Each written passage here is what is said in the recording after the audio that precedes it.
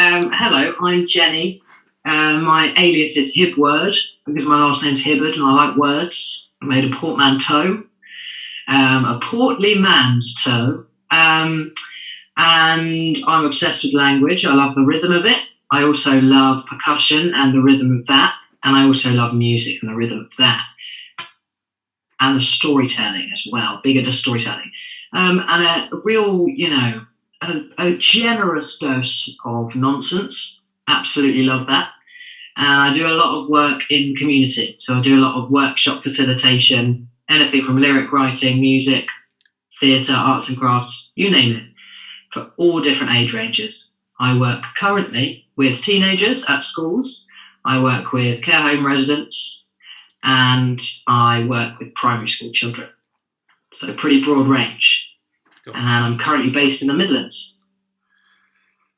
I get the feeling that this will be one of the trickier interviews because I've only really talked to musicians so far, and there's so much we could go into here. Yeah. But yeah. So what have you been up to this past sort of year?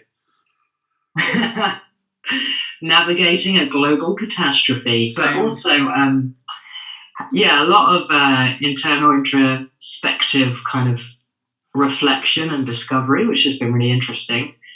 At the beginning of the pandemic, my work became very sparse because a lot of the projects I do are in person, in schools or in communities. And so a lot of it dropped off pretty imminently, as you can imagine. And so for the first however many months, I was essentially navigating, what am I doing?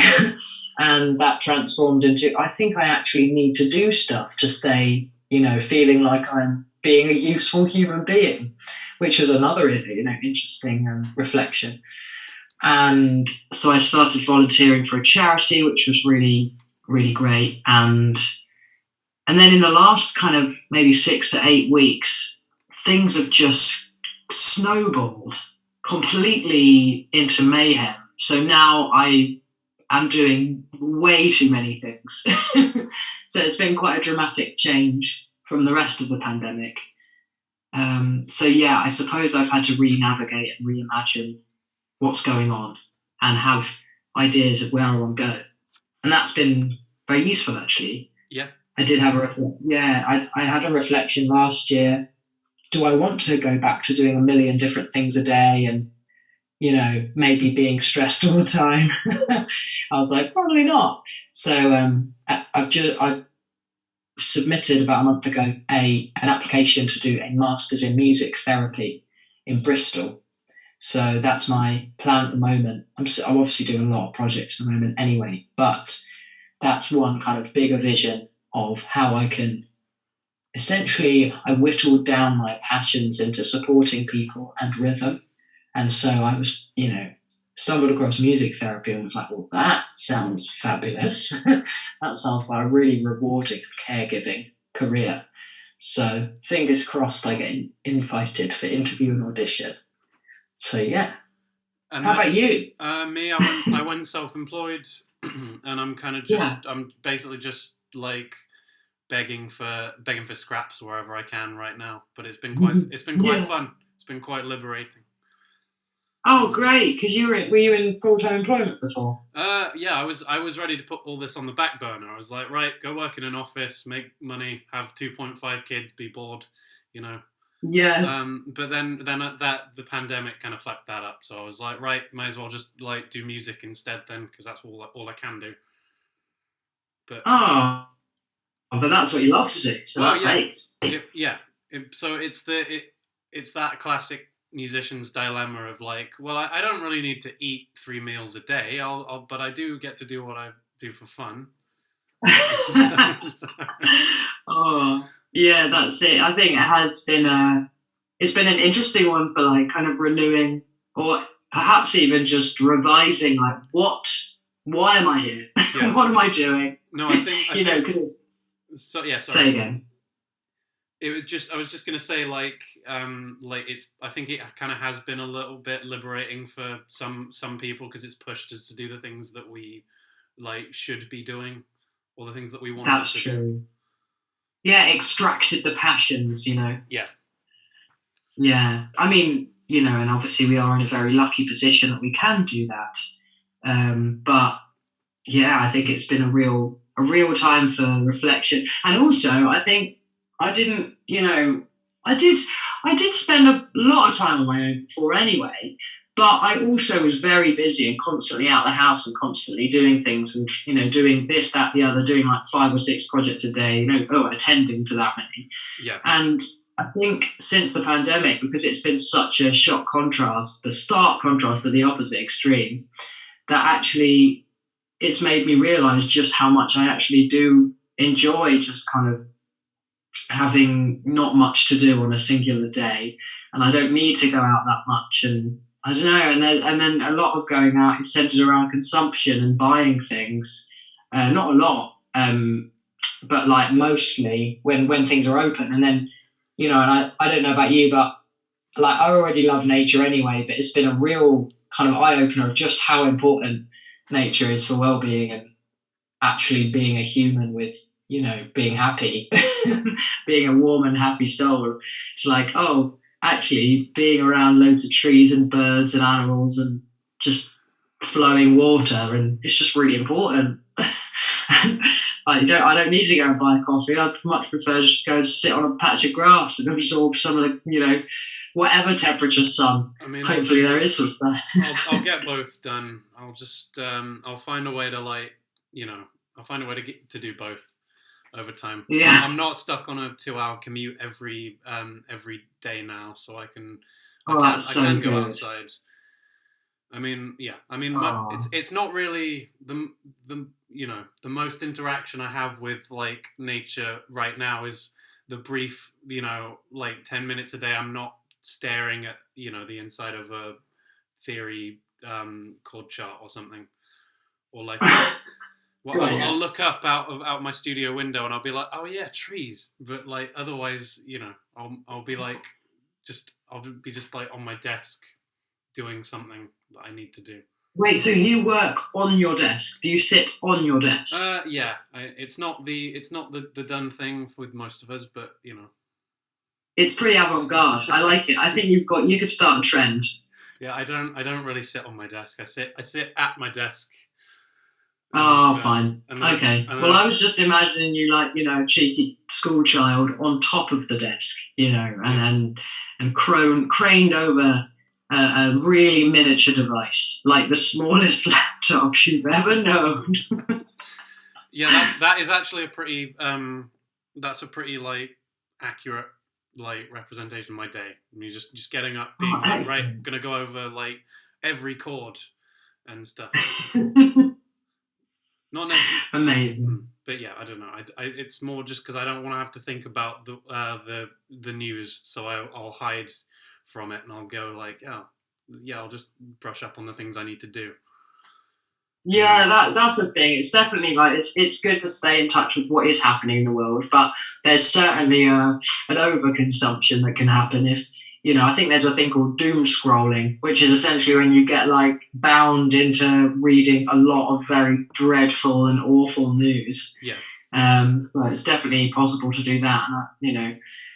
Yeah, it's really interesting. I think this whole pandemic has been super illuminating about what is important, what's necessary, what's healthy, yeah, and what time really is as well. Because I suppose now we've eradicated the travelling element. Obviously, not totally. People are going back to work and such, but really, like a lot of my work is remote now.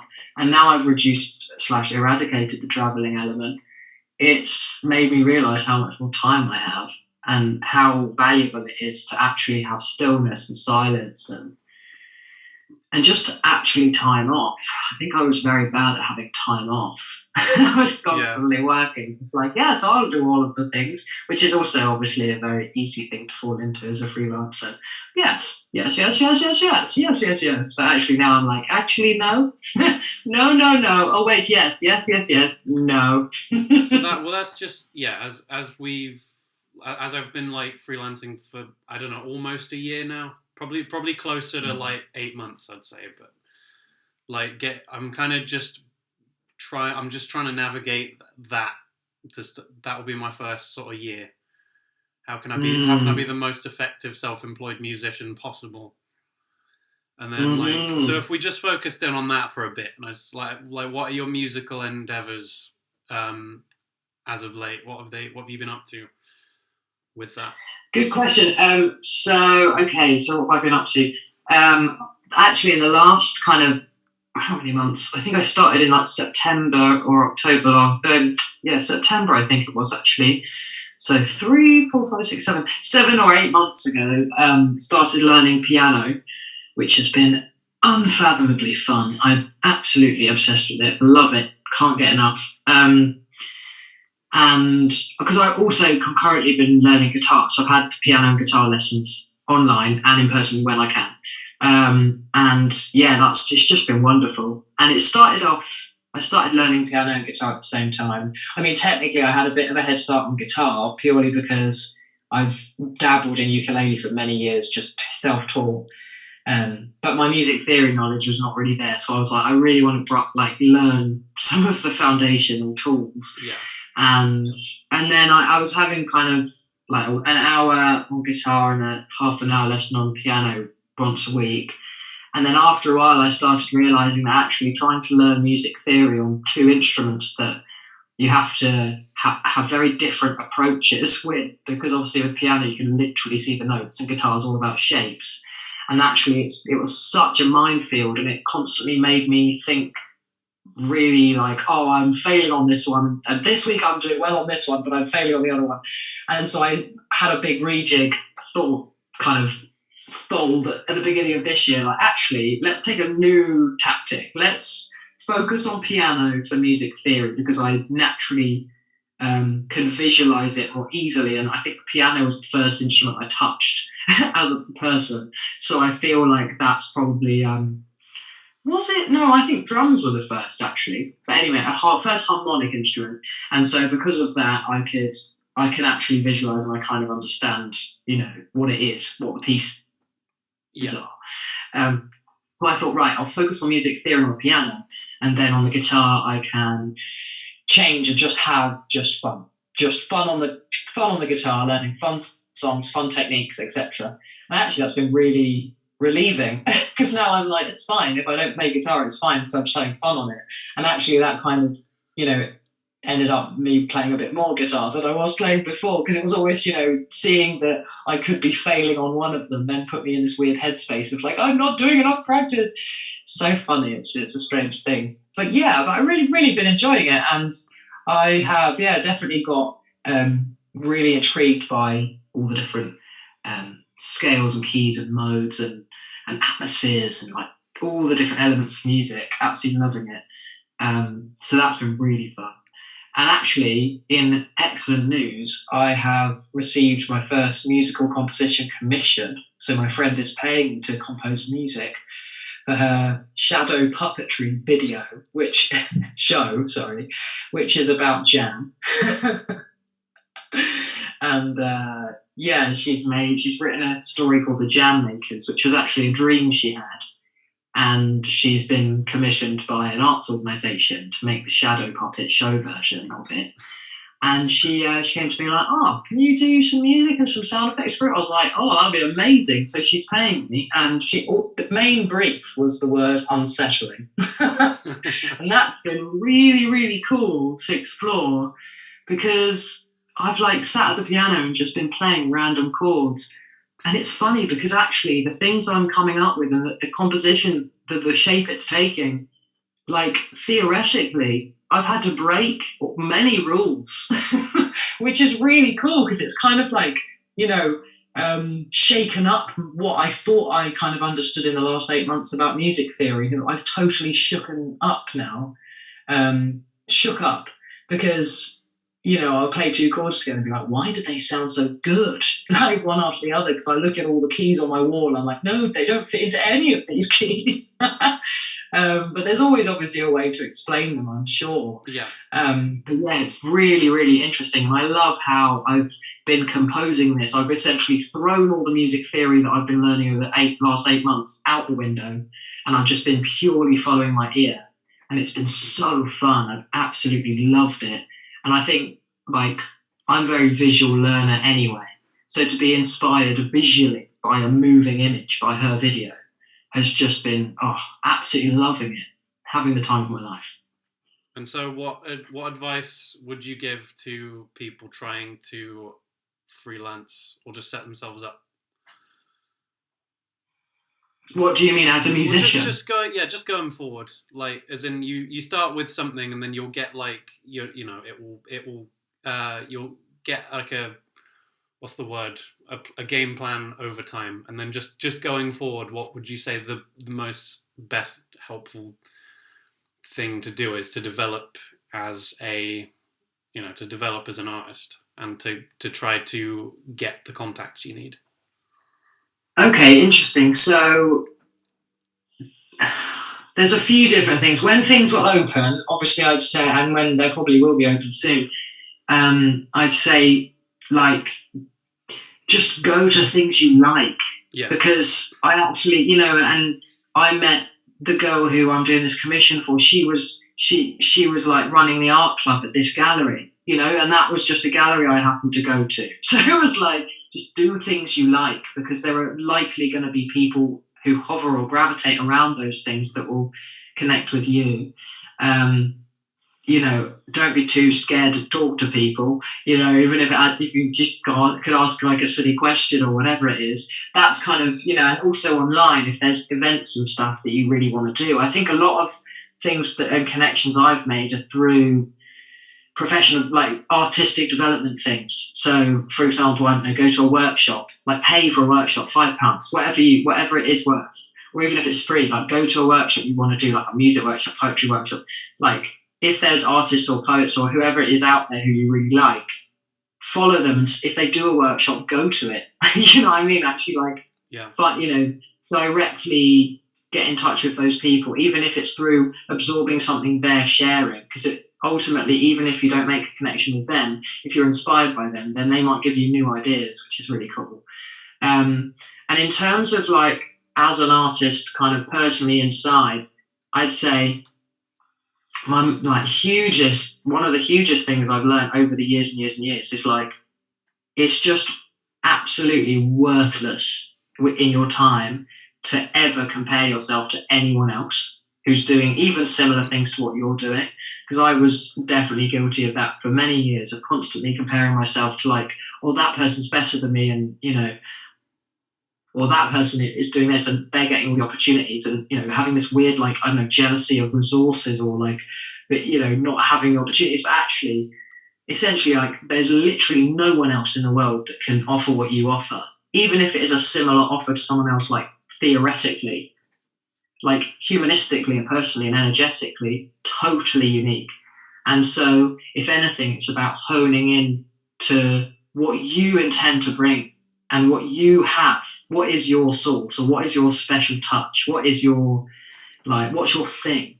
And actually, like, you don't have to answer that, but actually just keeping the question open and the curiosity live is really, really important, like, personally and professionally.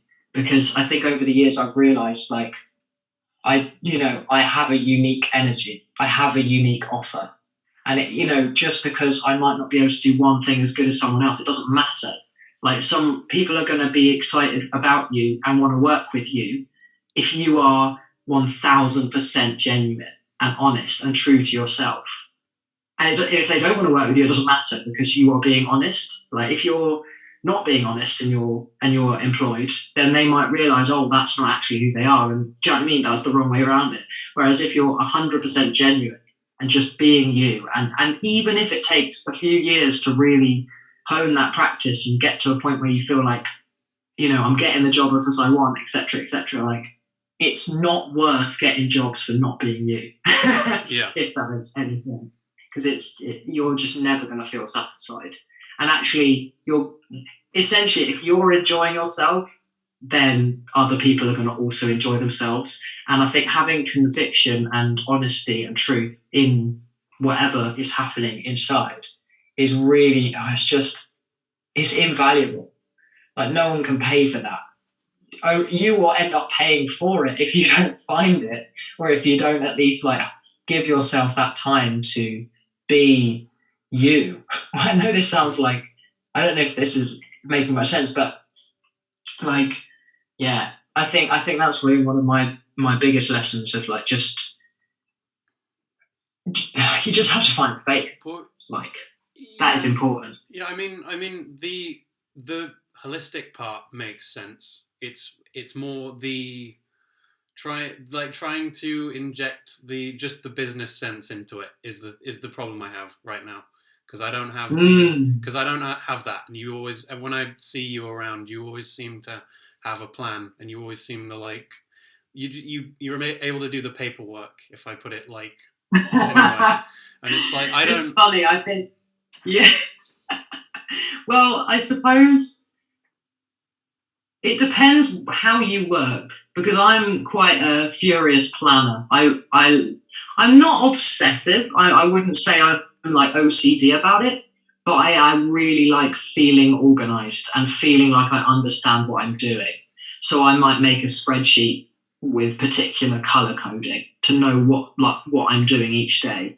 And actually, recently I've made a really useful one, which just shows me, essentially the reason I made it is not only to get a grasp of all the projects that were coming my way in the last few months, because like I was like, oh god, we're going from kind of 1 to 1,000, but also to really understand that I'm not doing too much in one day, because that's another thing. Like as a freelancer, you don't want to be doing too much in one day, because that I realize this isn't just about your time, it's about your space and your capacity.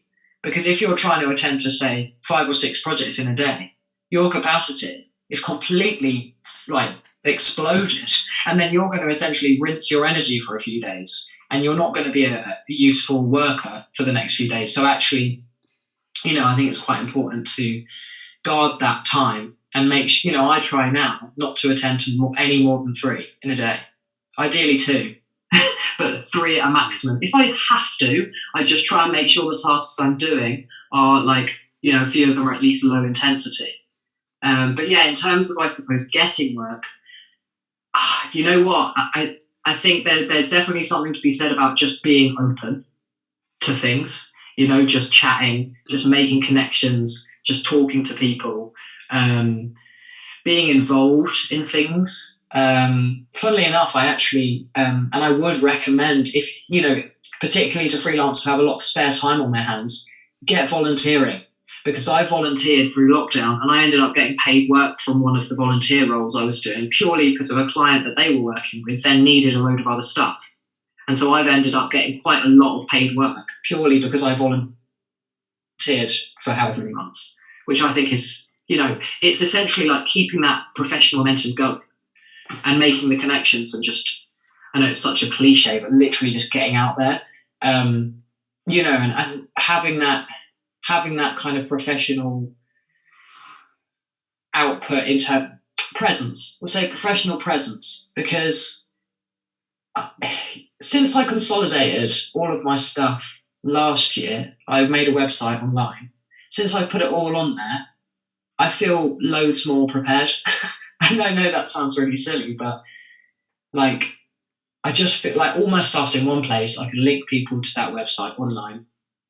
I could put a link from that website, of the website onto my CV. I've done, I don't even know how many applications over the last year.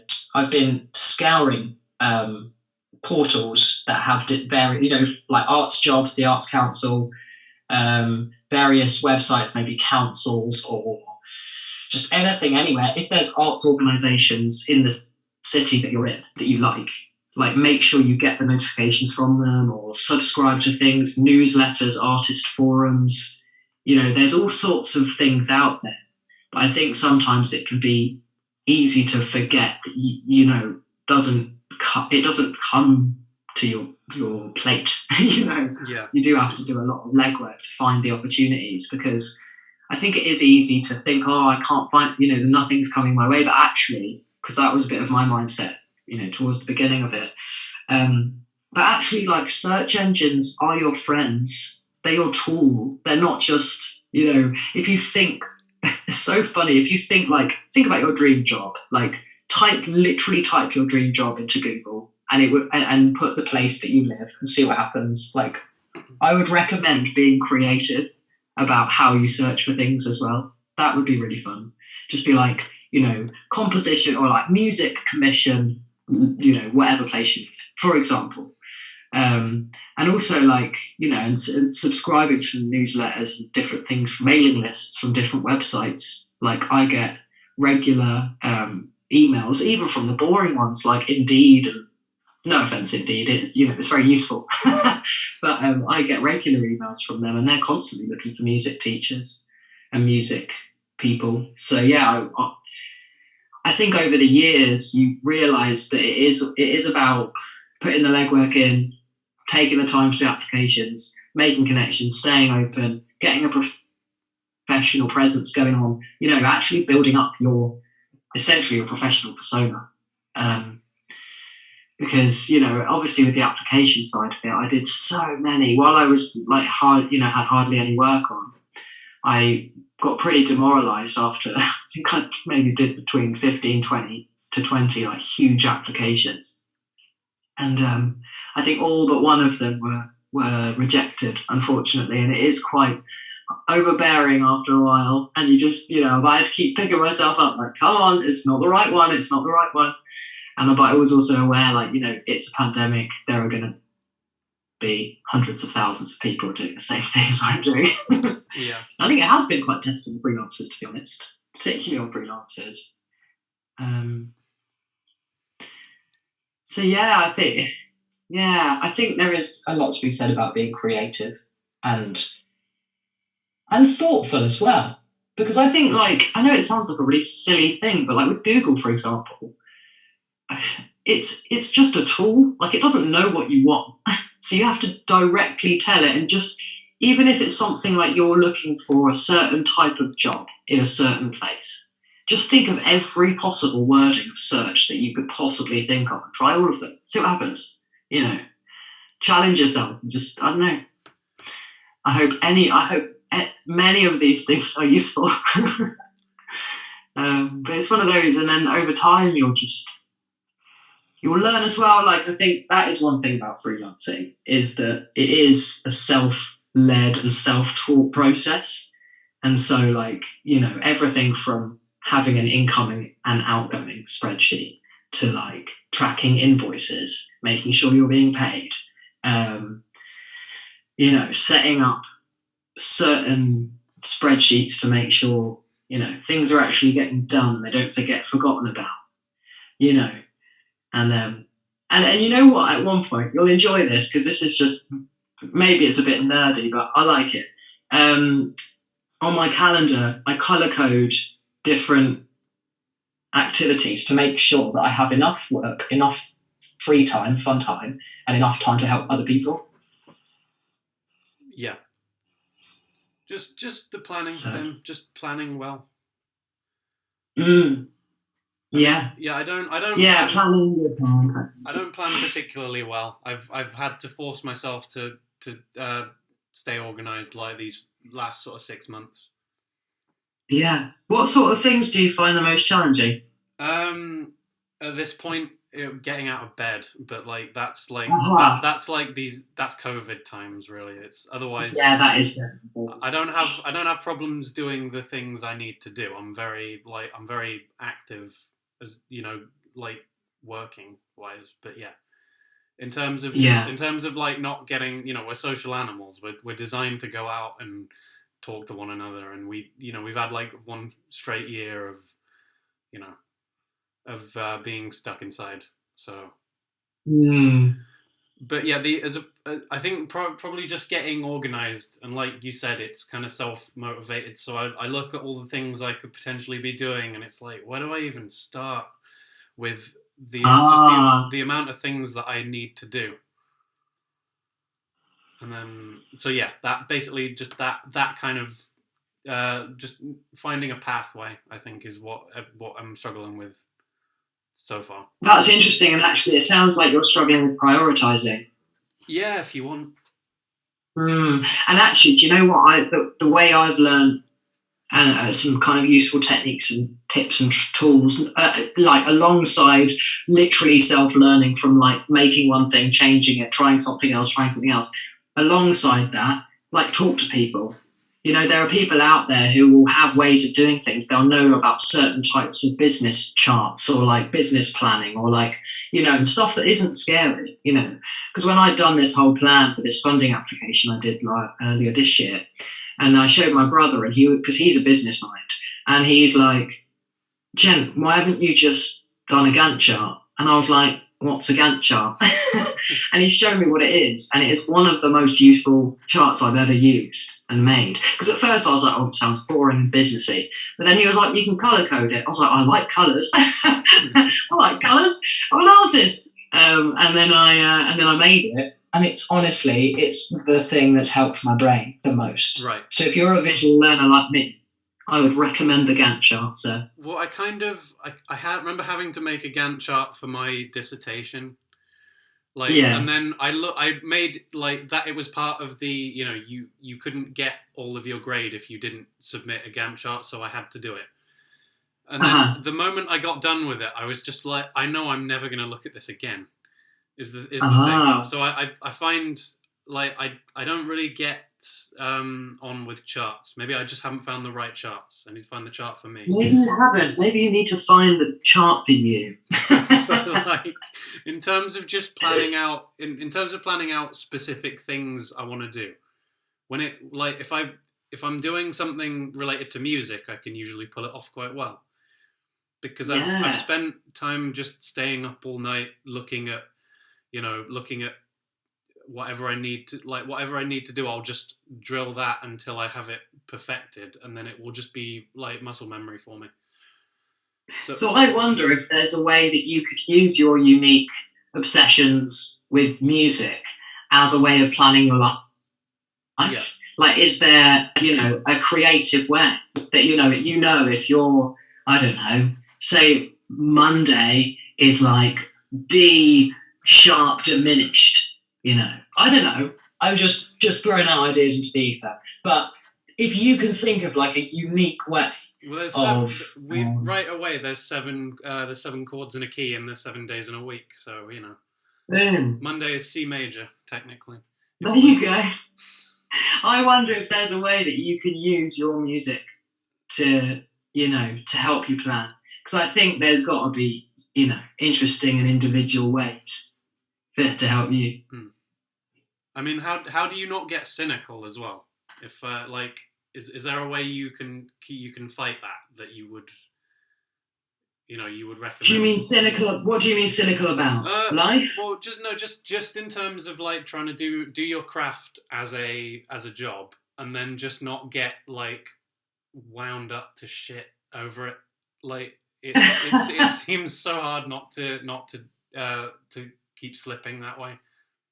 Okay, so what I would say is that there needs to be a very, very obvious and clear divide between your personal time, life, music, whatever it is, and your professional time, life, music. I think there needs to be a really clear divide, because that is definitely something I did wrong for many years and accidentally had a bit of a blurry boundary between the both. Yeah. And that made me very stressed, very ill, very just not have a good time, So I think it's really important to have a very clear-cut boundary, because otherwise you will consistently be emotionally triggered by your work. Yeah. It's really important to keep it outside of your inner sanctum, essentially. It's really important. And then actually, if you can have that clear-cut boundary, you have like, this is Tom personal music time. This is Tom professional music time. If you can have that, then you're not going to be triggered as much. You're not going to be wound up. You're going to be like, that's professional, I can put that down now. Or like, this is personal, I'm only getting annoyed at myself. Yeah, I get it. No, have the boundary, keep it, because seriously, it's dangerous not to have that. That's sage advice. I just I can't not put stuff down. Interesting. Do you know, I would recommend having a reflection, just asking yourself, why can't I put this down?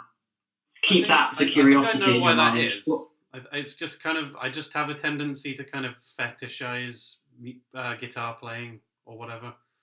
To the point where it's like, this has got to be the best thing it can possibly be. I'm not going to rest until I can play exactly what's in my head at the drop of a hat, that kind of thing. Obsessive dedication to the cause. Yeah, it's sort of like the athletics analogy, I guess. You could argue all day over whether it's healthy or not, but like that kind of the ones who push themselves to the point where they like literally have to break like their current sort of method for making music or whatever, and put a whole new one in, new and improved completely. Yeah, I mean, it's totally your call, but enough sleep and enough food, they're your main things. I think sleep is, I have renewed my love for sleep over lockdown. I'm lucky to have a partner who is very, very much guards his bedtimes and mornings, and so makes sure that he gets enough sleep every single night. And due to that, my sleeping pattern has changed dramatically. Yeah. I used to be going to bed kind of like minimum midnight, if not 1, maybe 2. And now I'm at like minimum 10, if not 11. If I'm still up at 12, I'm like, oh my God, what am I doing? And that's, so your circadian rhythm's nice and even. Completely changed, yeah. And it's helped with memory recall, emotional balance. It's helped with so much. Literally, sleep is amazing. I cannot vouch enough how amazing it is. And I really know now, when I get less than like 7 to 8 hours sleep, I really know. Because I can feel it. My brain just doesn't work as well.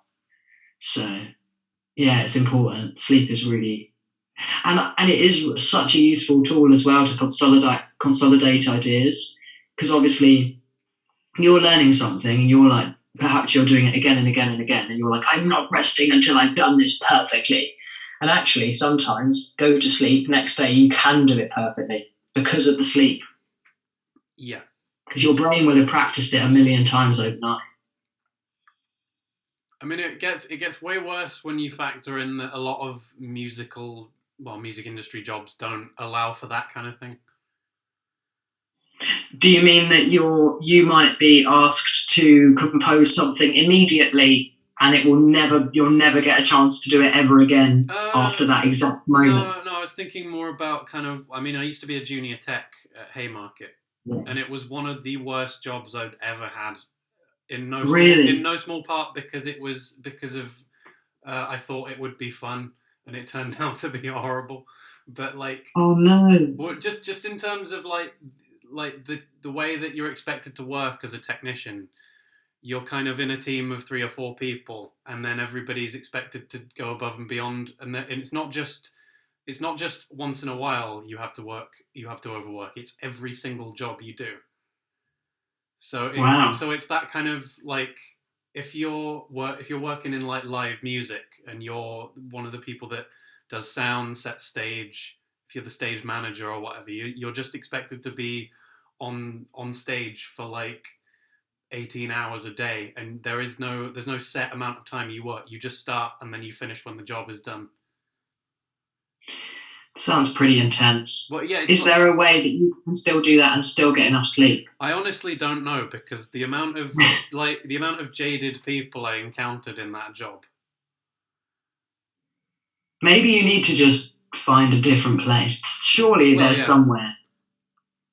I mean, yeah, I'm not it kind of stopped me wanting to ever work in live sound, honestly. But I have a much more pleasant time being a teacher, because I can just sit with someone for an hour and we can just go over whatever we want, and it will be chill. That's awesome. Yeah, exactly. But yeah, I feel I think there's such reward from teaching. It's a two-way journey as well. Like, you're teaching the participant, but they're also teaching you. because everyone's got a unique outlook on things. So it might be that you teaching that thing that you thought you already knew, which you probably do, but actually you teaching it in a certain way because of a certain other person, and their energy might inspire or spark something in you that you didn't expect, that you'll see it in a new light. Yeah. I mean, how far down are you with the music therapy stuff? Have you got any specialized knowledge of that yet? Not yet. So at the moment, I have applied to do this master's, and I've been taking piano and guitar lessons for the last 8 months. Yeah. And apart from that, I've read a book or two. I've been watching a few different documentaries and stuff, but I'm getting a bit of an idea of it. But I'm mainly looking forward to actually learning. At the uni, I'm just massive fingers crossed. The biggest of my fingers crossed.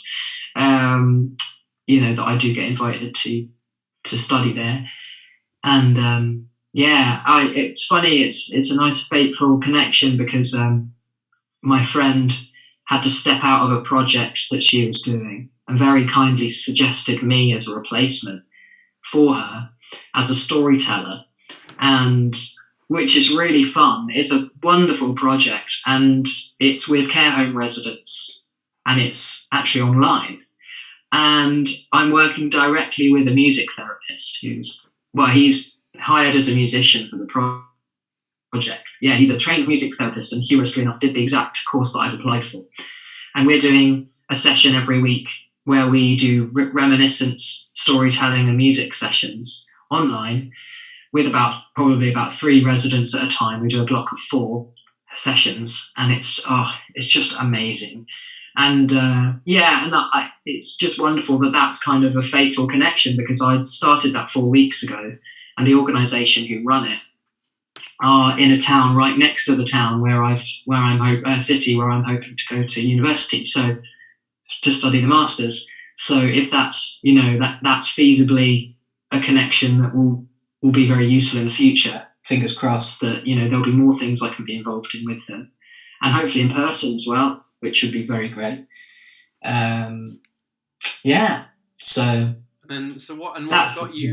What got you there, really? Like the skills you kept sharp enough to kind of just launch yourself into a project like that? What got me there? I had been employed before by the lady who said I could replace her on the project. She'd employed me before to do whole school writing and whole school music days with my housemate, who's also another freelance practitioner.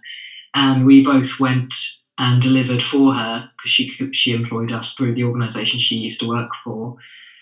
So that was a really kind of, I guess that was through the connection I already had with her, and the fact that she'd seen me and what I could do, and knew that I could, take over kind of the role that she was providing. So I guess that was a real useful connection journey.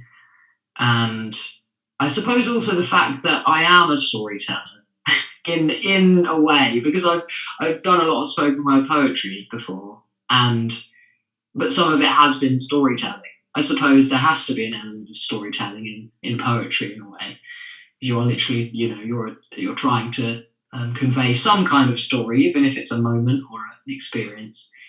And it's funny, but actually, because I realised after I've got this storytelling role, and I've also recently been asked to do another storytelling role, which is where they're doing writing workshops with like kids in the community, and then they send me over all of the different things that they've written on this theme, and then I have to pull them together as a story and perform the story with someone videoing me, which will be really fun. And I realised, actually, my dad is a storyteller. Like, he's a chemist, he's a chemistry teacher, he's trained in chemistry, but he's also a storyteller. And I think that has certainly, or must have, fed into my love of stories. When we were young, he used to just make up stories on the fly, like all the time. So I think that as a thing has been particularly useful. It's funny how these things happen, because my mum's really good at IT and maths, and my dad's a scientist. And then I'm like, and I'm a poet and a musician, you know. It's a funny thing, but actually, you know, my mum really loves music. I hadn't really grown up with it or anything. She was never really, she didn't really play it with us. To be honest, she played in a band for a while when we were younger, but I didn't really see or hear it because I think she would just go to rehearsals and they do the odd thing. But maybe I was too young to go to her gigs at the time. But then she kind of didn't really continue. So it wasn't really that present in my life, really. But I feel like, you know, there must be a bit of a musical energy that she was carrying in a way because she loves, you know, she likes music and she obviously was in that band. So then, even though there wasn't really much music at home, there must be music in her energy. And also with my dad, although he's a scientist and chemistry teacher and such, it's almost like perhaps that storytelling and offbeat nonsense humour, you know, that's in his energy. That's what he's like as well. So it's almost like the personal characteristics, the behind the scenes of my parents is what has inspired me, which is kind of cool, you know? Yeah. I mean, what about you? What about me? Oh, I'm sorry, no. As in how though? As in like how what I've practiced. Well, where do you think your love of music has come from, and have either of your parents inspired any of it? Probably just having hippie parents, honestly.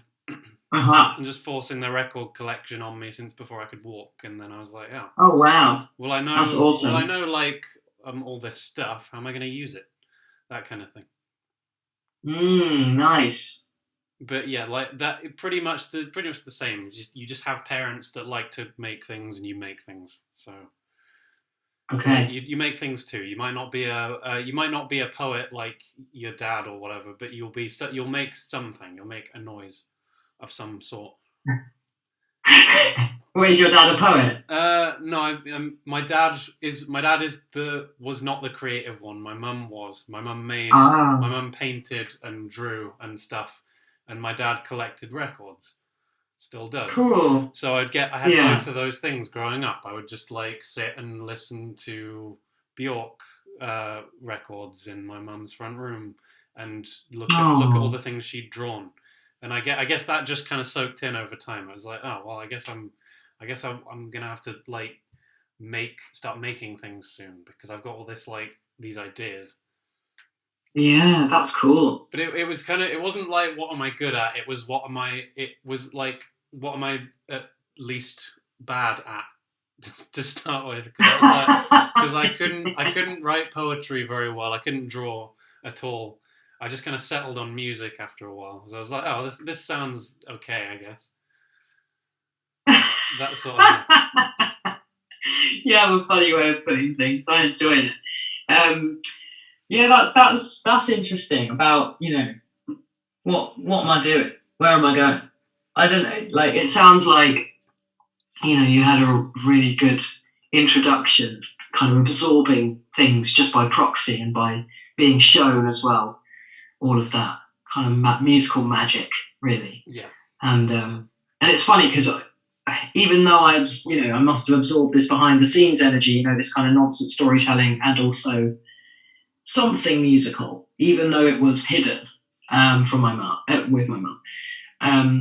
I definitely had a real zigzag journey through, like, what the hell am I doing? Who am I? What am I doing? Because I was at the end of secondary school, and the only presentations and help they did for university was for Oxbridge, and anyone that didn't want to go to Oxbridge was essentially forgotten about. And I was like, well, I don't want to go to Oxbridge. I want to maybe do art. And I did an art foundation at a college.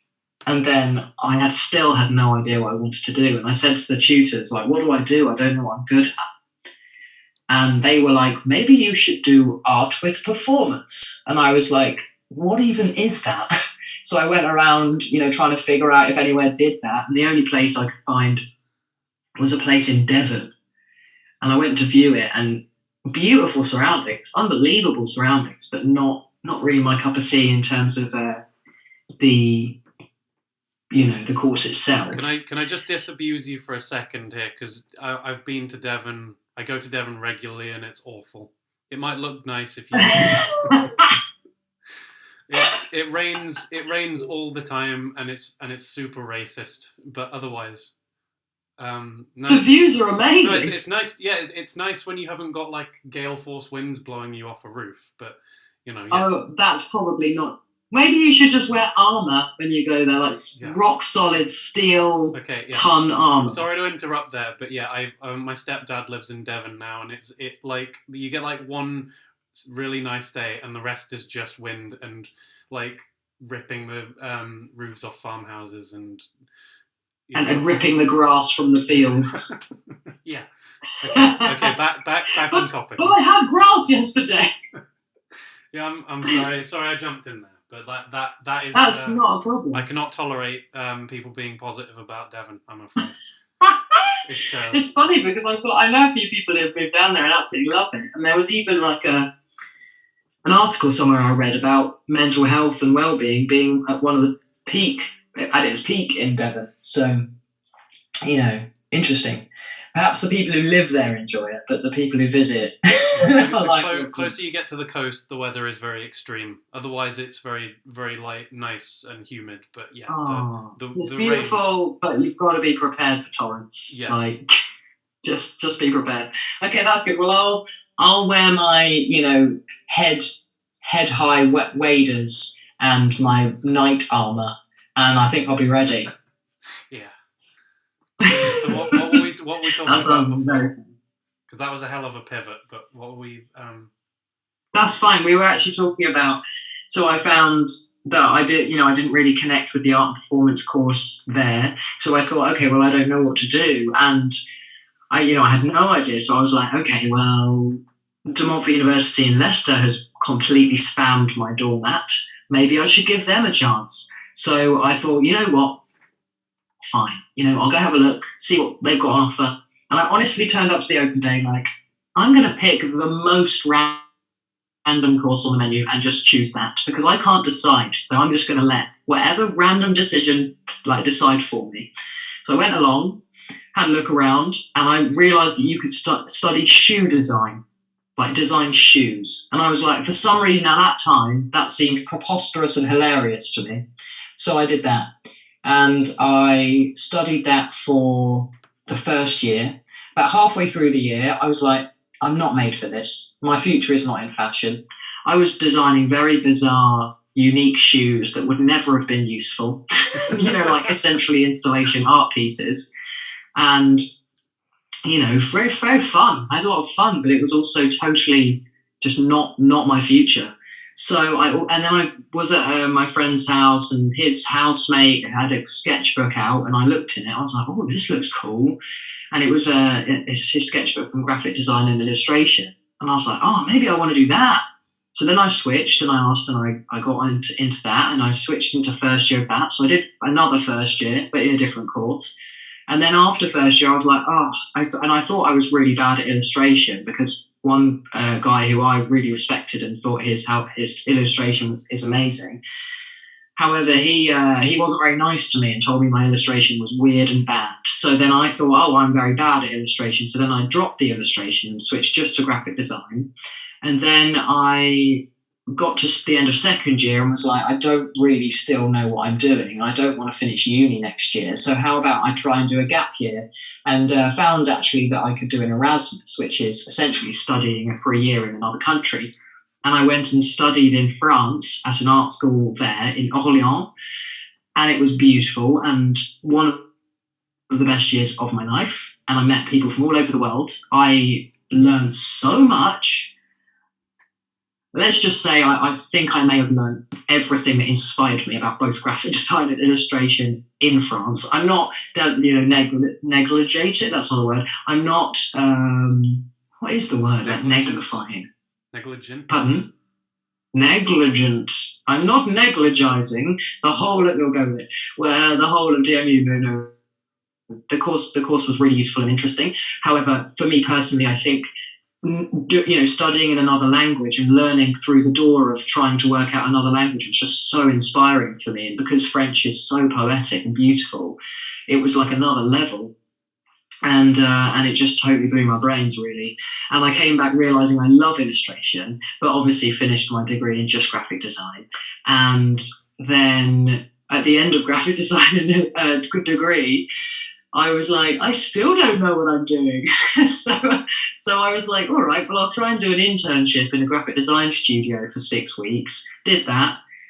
I mean, it was interesting, but I was like, this is not my future. And then I thought, well, what else am I doing? And I'd already, as part of my final third year project, put on an exhibition, which was some interactive art installations trying to inspire people with poetry, rather than just reading it, actually like getting inside it or doing something weird, having to like make it or whatever. And that was House of Verse. And then I found there was this poetry and reading festival that had a small pot of money, and I thought, apply to them, get a couple of £100 and put on an event for a couple of days. And I did that, and that was really fun. And then I thought, I still don't know what I'm doing. And then I found this Crucible project at DNU, which is like a kind of post-grad mentorship business startup program. And I applied to that with House of Verse, and they said, come on in. And they paid me for 10 months to essentially work on House of Verse full time. And that's basically how I grew it to the point it got to. And and then after that, I think I was still working in other respects, in bars and stuff.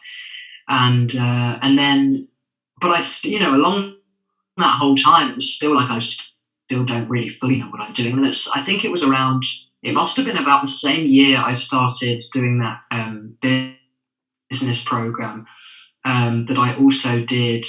I started working freelance for an organisation in Leicester. And I did a bunch of workshops for them over the years. And then I just, as time went on, little things happened, and I connect to this organisation. They've got a post available. This project needs someone, And then fast forward, must have been about 6 years ago now that started. And then now we're in 2021.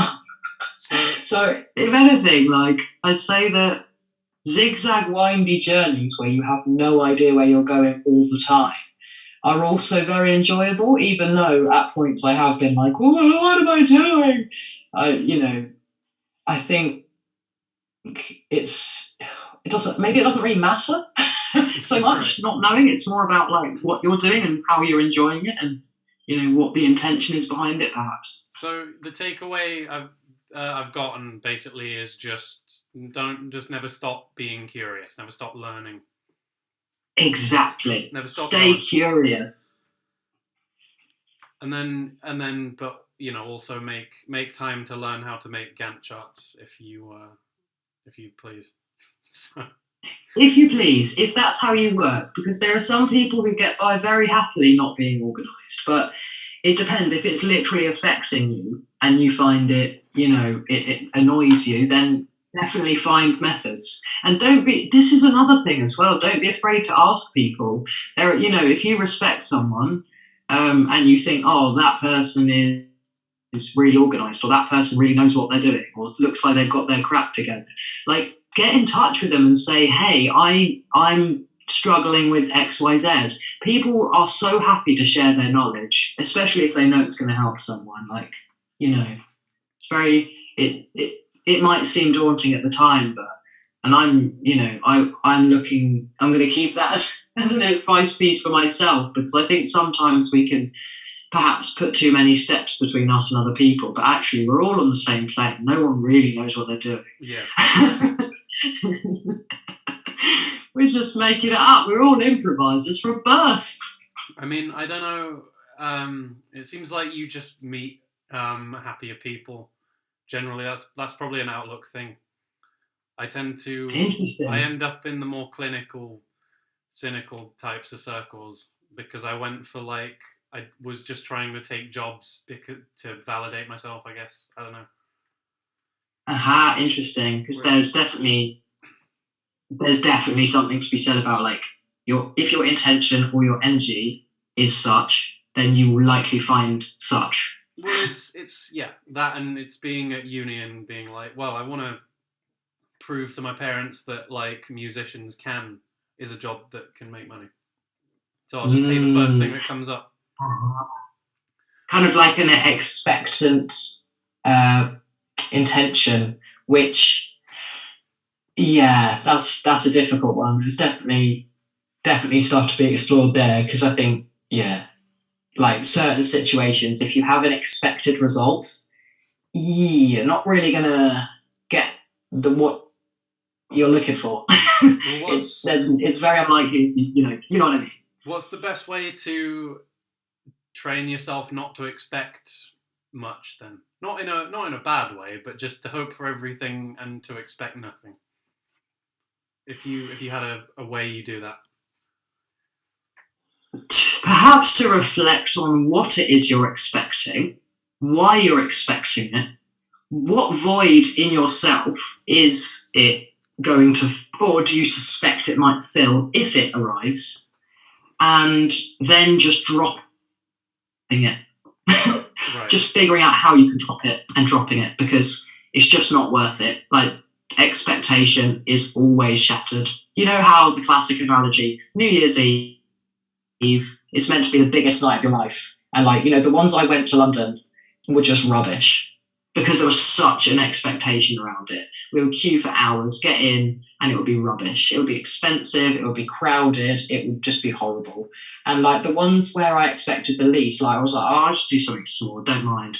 Went to my friend's house, ended up home the best night. Do you know what I mean? It's just, I think, yeah, expectation is killer. Just yeah. Obviously, yeah, hope and intend and motivate and enjoy, but I think that is the thing. Like, not only stay curious as a takeaway, but also enjoy the bloody ride.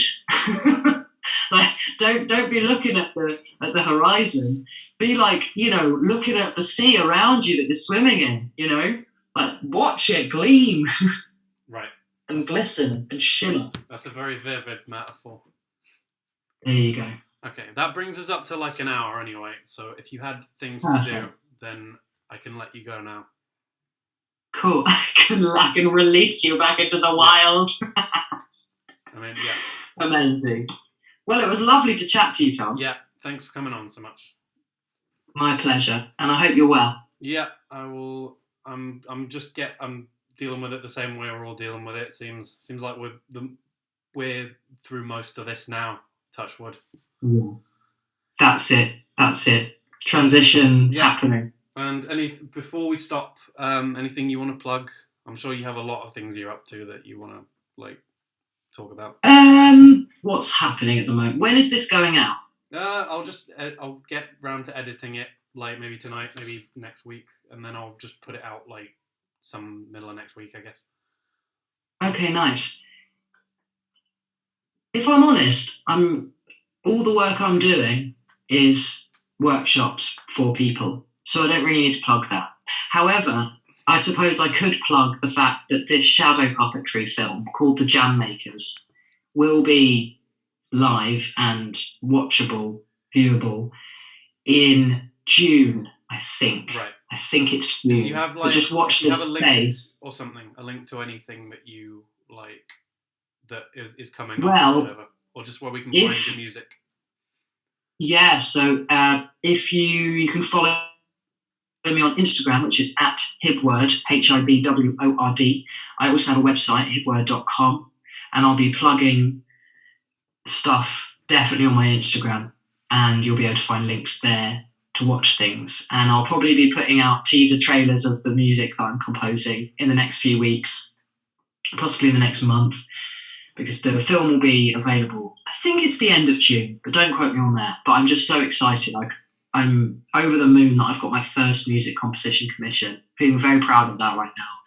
And it's just wonderful working with my friend and her bizarre concepts and the strange and bizarre, unsettling atmospheres of her. It's actually so cool as well. It's a shadow puppet show that she's making on acetates on a real old school OHP projector. Right, like you get in my year 5 science class or whatever. That's the one. With she's using ink paintbrushes and on the acetates and has cut up bits. So, for example, if one of the acetates has all the feet on it and the other one has all the people on it, and she can move just the feet. I was like, this is brilliant. It's totally bizarre. I love it. So yeah, stay tuned for the Jam Makers. That'll be my plug. All right, cool. And then you can send me a few links after we're done, and I'll just put them under the video. Brilliant. That sounds grand. If you have any more Mytham music coming out, if you're making any other music that you've released or you're releasing. Oh, intriguing. Yeah, do you know what? One of my intentions for the next year or so is to actually start recording my music, because over lockdown I've written a lot of songs. I think I've probably written about 5 or 6 songs on the guitar and then another 4 or 5 on the piano. So I've got a lot of songs. I'm just sitting on them. Cool. But I think this is an interesting one, actually, Tom. Maybe you've got some advice for me. So at the moment, I know that I'm a real pedant, like a perfectionist when it comes to things. And the only reason that I'm tentative to record my music is because I'm worried that I might have to do a million takes before I'm happy with it. Would you have any advice for someone who's starting out recording their own music? I mean, I hate recording, but it's a necessity. You're inspiring me with hope. No, as in, like, this is the only way I can express anything. Right. But like, it's I hate recording for that same reason, because I know if I play like one note slightly wrong, I'll be like, no, it doesn't sound like it should, like that kind of.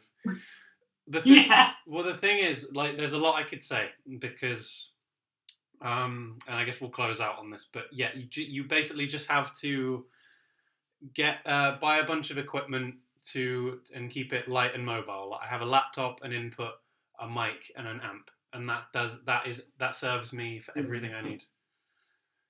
So I can, like, and I've got everything in my studio within arm's reach of my laptop, so I can plug my piano into my amp, which goes into my laptop. Oh, that's brilliant. And then, so I had to yeah, you need like a minimum amount of things. So make a checklist. I needed a mic for vocals, I needed an amp for my guitar and my piano, and then for everything else I use drum machines or hardware. Yeah. So cool. Like, you need to work out the minimum amount of stuff you have, and then, like, just practice your song until you can play it with one hand while having a conversation. You need it that reflective. Like, and juggling with your feet. Yeah, you want to practice your sections, especially if you're recording them. You want to practice them until you cannot get them wrong. Okay. Which is incredibly tedious, but it pays for itself in the long run. That's actually a really good shout, because I think the actual playing of it I really, really enjoy. But I think I'm, in my head, I'm like, I'm dreading the recording bit, because I feel worried that I'll go wrong so many times. And I know that when I recorded my first song, and when I say recorded, I didn't do it properly. I literally just did it on my phone, so it's not good quality. But just as a thing to put out, because I was like, let's just get this video out there. And I think I did maybe 15 takes. Yeah, no, that's why I'm not like, I've got no great love for, like, just getting everything done. It's a clinical process. Yeah, that's a good shout. Okay, so perfect it first. Well, and you know what? That's a similar thing to when I do graphic design work, because actually, if I draw a logo by hand, and then, the more I perfect it first, the better the whole process is, and quicker and much more precise on the computer. If I try and design straight onto the computer, oh Lord, it's terrible. It takes ages. I might be able to get something at the end of it, but it will take double the time, But I mean, so there is definitely something to be said about perfecting it first. But start with a draft is the other thing. Draft it, do a draft recording. It doesn't matter how bad it is or how imperfect it is. I find that once I record like my song in full, like, and I'll not really worry about playing it well, and I'll just have like a version with lots of wrong notes, and and there's no real. I haven't really like sat down and crafted a tone on my amp. It's just a sketch, and then I'll find that, like, I'll come back to it next week, and it's all like the muscle memory's all gone in, so it's like I can play that part as well as I need. Yeah, exactly. Yeah, very good shout. Yeah, because I do a lot on my recording on my phone, like just with a voice recorder thing on my like an app. That's a good place to start. Pardon? It's a very good place to start. It's not a good place to finish, but it's perfect to start with. yeah, hopefully it won't be the last of it. But I just realised I think it will be important to get stuff down, because I think that will gather momentum and inspire me to keep doing it. And obviously I understand that over time my muscle memory, my practice will improve, my everything, like the whole thing will improve, and my actual, I it's not so bad anymore. But I definitely, when I started out at the beginning of lockdown, had a little bit of a fear of some technological equipment, and I think it's just one of those irrational fears that's like, I don't know what this means. And actually, once it's kind of, it's fine. Like once I put it together and I, just press record, it's fine. But there's something slightly alien and a little bit daunting about it, in the sense of, this isn't just an instrument and I'm playing to a live audience. This is like, I'm just playing at this little alien robot thing and hoping that it's working. Well, that's the other thing we've kind of skipped over, is like take some time to learn software, because it ain't happening otherwise. It's like, you don't need to know as much as a producer would, but you need to know how to use a piece of software. So that's a good shout. The minimum amount. Nice. So draft recordings, getting the right equipment, solidifying the actual song by playing it so many times I can't not play it right. Yeah. And actually learning the software. Okay, I've got some pointers. And then great stuff. The other thing is have a producer as well. So like, that's also very useful. So not necessarily like go to a studio and pay someone thousands of pounds. It would be just I work with Dave Donner, for example. He produces my songs. And then, that's great. I know he won't mind me saying his name on here because he's on another one of my interviews. But yeah, basically, like our band was like, when it was still around, was me and my housemate, and then him kind of coming and going as he pleases. And nice. Officially, he would play bass, but then I'd also take the song that I had to him, show him the sketch, and then we'd put, you're not an island, so there's a limit to the amount of stuff you can do. You need some new blood in there as well. There would be, pick somebody who's a multi-instrumentalist who knows their stuff, and then they'll be able to go, well, why don't we put a keyboard part in here? Why don't we put a random sound effect in here? And that will round out your song. So actually, funnily enough, essentially similar advice to what I gave you about actually just not being daunted to just go and ask someone for help. Yeah, but it's not so much help at this point. It's more just like, you just surround yourself with other people who like have some talents, and they'll just improve your work by virtue of you being around them. Okay. You always want to be the least experienced musician in the room. You always want to be picking up everything you can from. Yes. Fantastic. So yeah, that kind of thing. Brilliant. And there's a lot there, but you can work that's like maybe a year's worth of work, and you'll be able to record your own stuff. Okay, a year from now, hopefully I'll have at least one set recording. Yourself some kind of goal. I want to just sit in my own studio and have my own songs, recorded in some form. Definitely, that would be amazing. Okay, cool. So I think that brings us to a nice stopping point. Brilliant. Because I have laundry to do now. So. Oh, you should probably do that. Yeah. All right. Cool. Thanks for coming on. Amazing. My pleasure, Tom. Lovely to speak to you. Yeah. I'll see you soon. Hopefully, when this winds down. Yeah. When things can happen again in real life. Yeah. One day. All right, Tom. All right. Bless you. See you soon. Take care of yourself. Bye.